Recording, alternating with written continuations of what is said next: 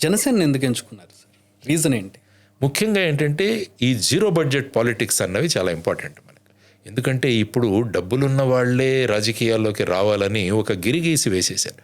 ఒక సర్వసాధారణ వ్యక్తి ఎమ్మెల్యేగా అవ్వాలి అనుకుంటే అది అవ్వట్లా.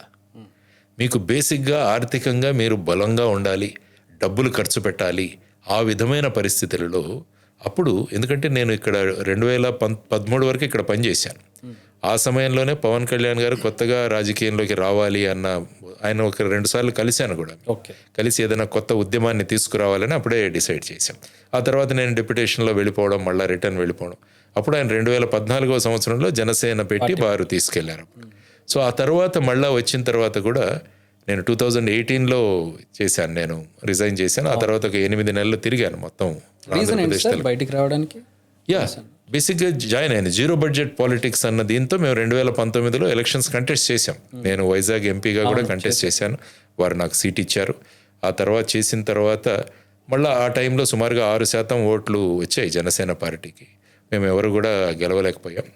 ఆ తర్వాత మళ్ళా వారు సినిమాల్లోకి వెళతారు అని మళ్ళా పవన్ కళ్యాణ్ గారు నిర్ణయించారు.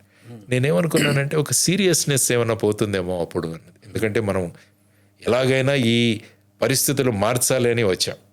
ఆయన అదే అనేవాళ్ళు, నేను సినిమాలు వదిలేసి వచ్చాను, మీరు ఉద్యోగం వదిలేసి వచ్చారు, కాబట్టి మనం అంతా కలిసి చేద్దామని అనేవాళ్ళు. మళ్ళా సినిమాల్లోకి వెళ్ళాలంటే ఈ సీరియస్నెస్ తగ్గిపోతుందేమో అన్న దీంతో అప్పుడు ఆయన ఒకటి చెప్తారు సార్, అంటే మీరు పరిశ్రమల్లో మీరు సంపాదించుకుంటున్నారు, మీకు జాబ్స్ ఉన్నాయి, మీరు సంపాదించుకుంటున్నారు. నాకు ఇది ఒక పరిశ్రమ, నేను ఇందులో వర్క్ చేసి నా ఇన్కమ్ ఇది ఒకటే, నా బ్రెడ్ అండ్ బటర్ సంపాదించుకోవడానికి ఇది ఒకటే దారి అన్నారు. వారు చెప్పింది కరెక్టే, కానీ నేను ఆ టైంలో అలా ఆలోచించాను, ఈ సీరియస్నెస్ ఉండదేమో అన్న దీంట్లో ఆ సమయంలో నేను బయటకు వచ్చాను.